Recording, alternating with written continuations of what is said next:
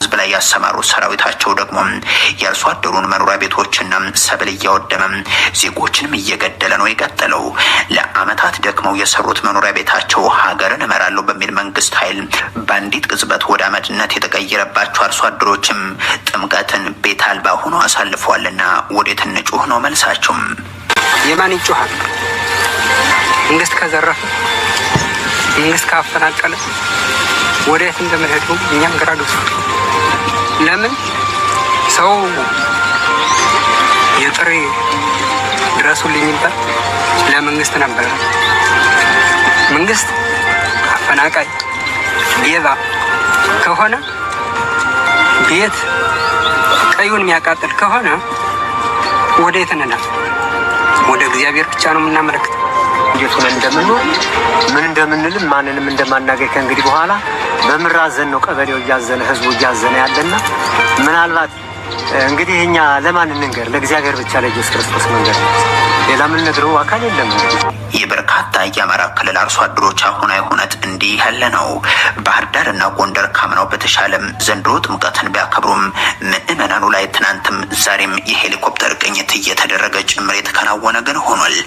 በርካታ ሚሊዮን ብሮችን በማውጣት በታሪካዊቷ ጎንደር የሚከበረውን የጥምቀትና የከተራ በዓልን የፖለቲካዊ መልእክቶቹ ማስተላለፊያ ያደረገው ብልጽግናውን ወክለው የተገኙት ፕሬዝደንት ታዬም የጎንደር የታድሶ ዘመን አሁን ነው፣ ይሄን ነገር መልሳችሁ አታገኙትም፣ ተጠቀሙብን፣ ይህንን መንግስት የምታገኙት በጸሎት ነው ሲሉም ከታቦታት ፊት ቆመው የምርጫ ቅስቀሳቸውን አከናውነዋል። የጎንደር መልሶ የተሐድሶ ዘመን ዛሬ ነው። የተሐድሶ ዘመን ካለፈ ዳግም አይገኝም። የተዘጋጀ አመራርና መንግስት ስላለ እድሉን ተጠቀሙበት። ይሄ አያመልጣችሁ። አንዳንዴ እድል በድካም በጾም በጸሎት ይገኝ ይሆናል። ካባ በመሸላለምና በሙዚቃና በፌሽታ የደራው በዓሉን አስመልክተው የተናገሩት ደግሞ የክልሉ የአብይ አህመድ ተወካይ አቶ አረጋ ከበደ ናቸው። ጠቅላይ ሚኒስትሩ አቶ አረጋን የአማራ ክልል ተወካያቸው ባደረጓቸው ማግስት ከአጼ ቴዎድሮስም ከአጼ ምኒልክም በላይ ስልጣን አለ ሲሉ እንደገለጿቸው የሚታወስ ነው። በአማራ ክልል ከዚህ ቀደም አንስቼዋለሁ። በአማራ ታሪክ አጼ ቴዎድሮስም አጼ ምኒልክም ያረጋን ያክል የህዝብ ቁጥር ያለው አማራ መርተው አያውቁም። አሁን ያለው አማራ እኮ በብዙ እጥፍ ትልቅ ነው። እንዲህ የተባሉት አቶ አረጋም ዛሬ ከአጼ ቴዎድሮስ በላይ ስልጣን የሰጧቸውን ጠቅላይ ሚኒስትሩን በዛው በጎንደር ውዳሴ ሲያቀርቡላቸው እረፍት አልባው መሪያችን ለጎንደር ከጎርጎራ እስከ ፋሲል የሰራም ውሃ ያጠጣ መንገድ የገነባ በማለት ነው። ከዛ ቀጥሎም አሁን በአማራ ክልል ነፍጥ አንግበው የሚታገሏቸውን የፋኖ ኃይሎችን ለሆዳቸው ሲሉ የሚዋጉ ሲሉ ነው የተሰሙት። እነዚህ ከማህበረሰቡ ሞራልና ህግ ያፈነገጡ ኃይሎች ንጹሃንን በጭካኔ የሚገድሉ ሴቶችና ህፃናትን ሳይቀር በማገት የንግድና የማህበረሰብና የአርሶ አደሩን በመዝረፍ የገዛ ወዳቸውን ለመምላት የሚታትሩ መሆናቸው ለማንም የተሰወረ ነገር አይደለም። የሆኖ ሆኖ በአማራ ክልል በትልልቅ ከተሞች የሚሆን የፋኖ ኃይሎች በሚገኙባቸው አካባቢዎች የዘንድሮው የከተራና የጥምቀት በዓል በተሻለ ድምቀት ነው የተከበሩ። እንግዲህ መምህር ፋንትሽ ለሰማኸው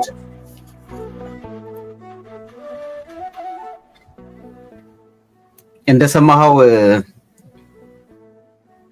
በተለይ ኢትዮጵያ ኦርቶዶክስ ተዋሕዶ ቤተክርስቲያን መድረክን እንደዚህ አይነት ነገሮችን ስናይና ስንመለከት ከቅርብ ጊዜ ወዲህ እንግዲህ በተለይ መስቀል በዓልን በተመለከተ ጥምቀትን በዓል በተመለከተ ካባ ደራርበው የመሸላለም ሂደትና ውዳሴ የመስጠት ሁኔታ እናያለንና እንደው አጠቃላይ እንዴት ታያዋላን?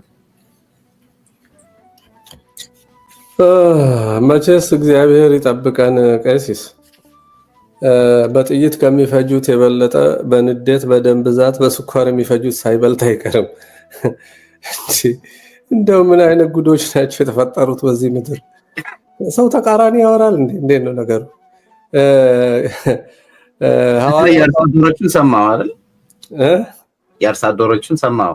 አዎ ሐዋርያው ጳውሎስ የሚለው ነገር አለ ወደ ገላትያ ሰዎች ምዕራፍ 3 ቁጥር 1 ላይ የማታስተውሉ የገላትያ ሰዎች ሆይ በዓይናችሁ ፊት ኢየሱስ ክርስቶስ እንደተሰቀለ ሆኖ ተስሎ ነበር። ለእውነት እንዳትታዘዙ አዚም ያደረገባችሁ ማን ነው? እነዚህ የሚያታልሉን የሚገሉን የሚያፈናቅሉን ያ ገበሬ እንዳለው ሰዎች ራሳቸው አዚም አለባቸው። እኛም በእነሱ ስር ለመተዳደር ፈቃደኛ ሆነን 50 ዓመት ሙሉ መደዘዛችን አዚም አለብን። ሁለት አዚማሞች ናቸው አሁን የተገጣጠምነው። አንዱ አጥፊ አንዱ ጠፊ አዚማም። ከሁሉ በላይ ደግሞ ብርሃን ጨው አይን የእግዚአብሔር አይን የተባለው ቦታ ደብዝዞ ደግሞ አዚሙ እዚህ በጳጳሳቱ ላይ ያረፈው አዚም ደግሞ በጣም ያሰቅቃል በጣም።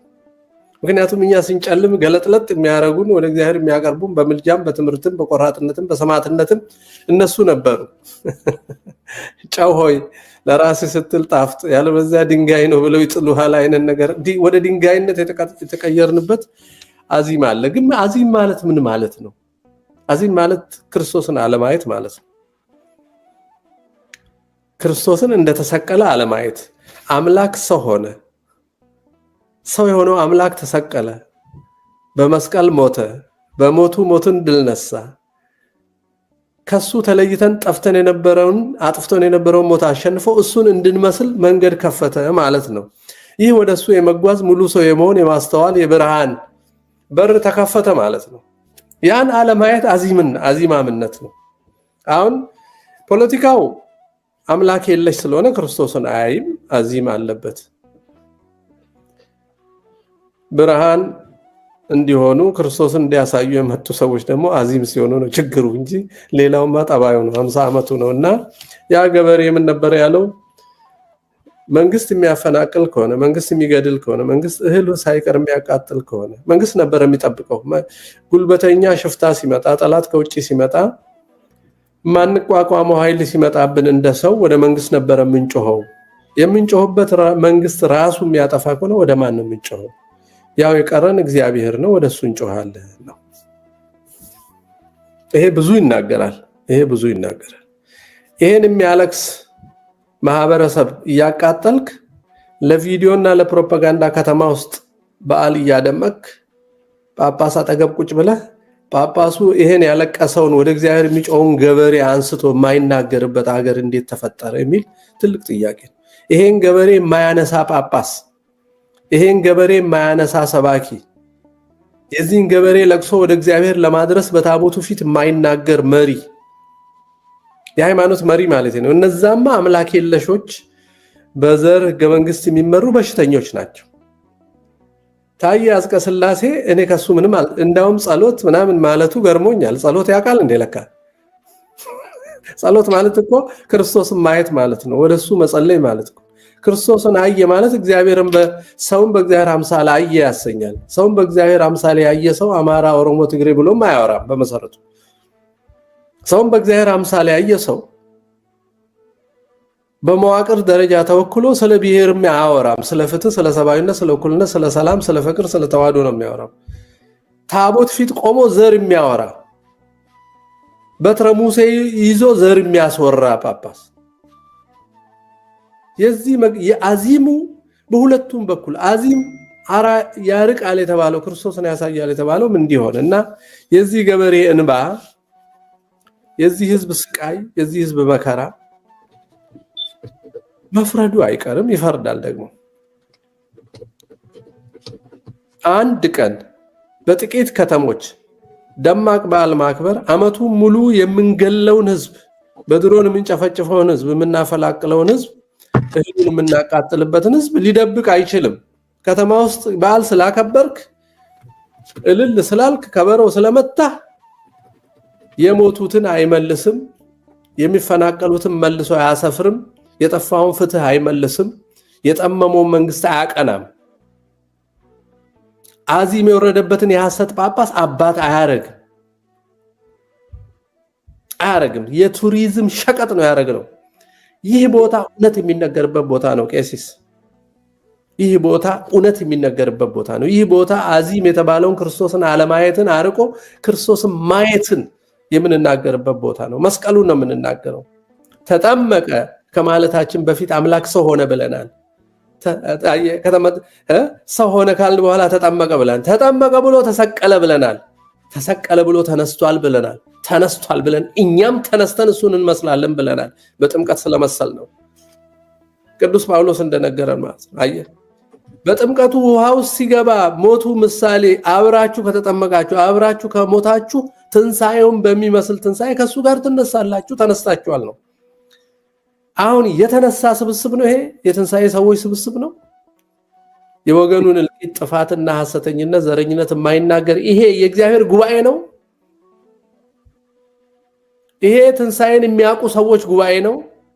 ይሄ የምንደኞች የአድርባዮች የእበላባዮች የአስመሳዮች ጉባኤ ነው። ሁለቱም አዚማም ናቸው።